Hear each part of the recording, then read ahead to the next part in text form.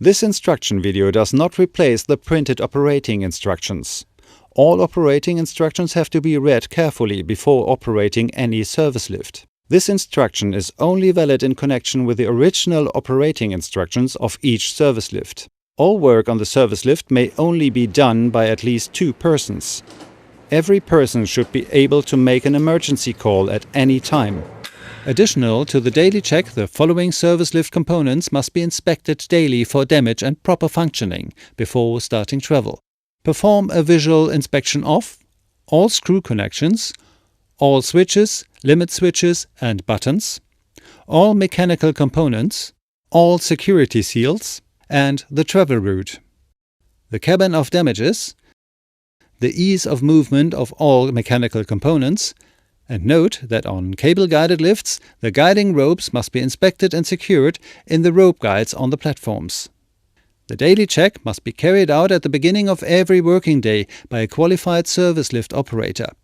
All results have to be documented in the logbook. Check the fastenings of the hoist and fall arrestor on the service lift. Check that the plug on the motor is firmly in place. Relieve the safety rope. Check if the fall arrestor is in an open position. Turn the smaller emergency stop lever to the right, anti-clockwise. The fall arrestor locks on the rope. Push the manual descent lever at the hoist upwards for about 2 seconds until the lift weight is carried by the safety rope. The fall arrestor needs to hold the load safely. Drive up for about 2 seconds until the load is carried by the drive rope again. Turn the release lever upwards to the left, approximately 1/4 turn clockwise, until the release lever engages.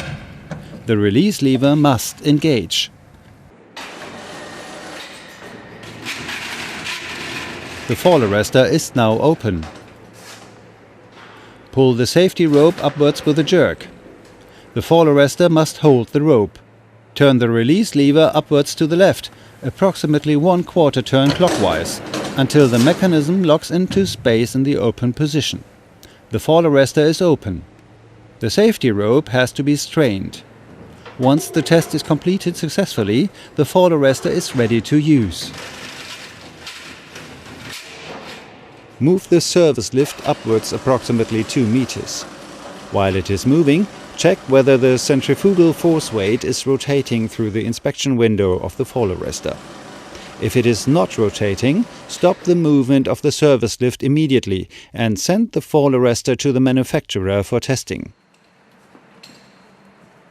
Check the fastenings of the hoist and fall arrestor on the service lift.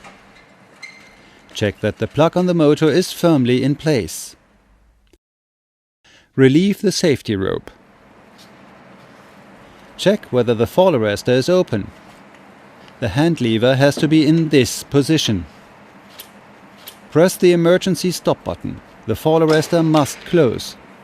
The hand lever raises to the right side. The safety rope cannot be pulled up.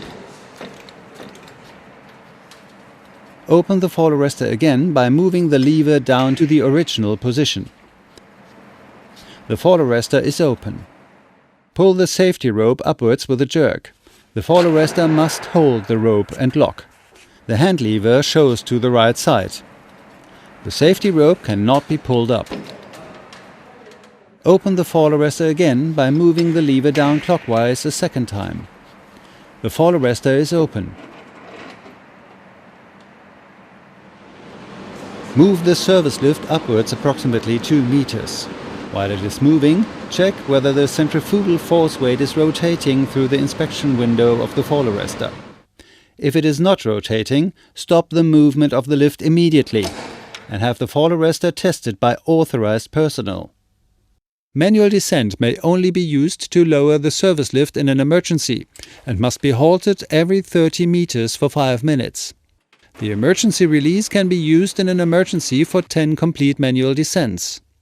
After the 10th time, the hoist must be serviced. Each use of the emergency release must be documented in the logbook. A total of 10 seals are included in the service lift documentation at delivery. Damaged seals have to be replaced with new seals. All results of the daily check must be recorded completely with the signature of the authorized person in the logbook. If the service lift fails the test, it must be taken out of service and identified as out of order with a sign until the fault is eliminated. This sign has to be attached on the main switch of the service lift.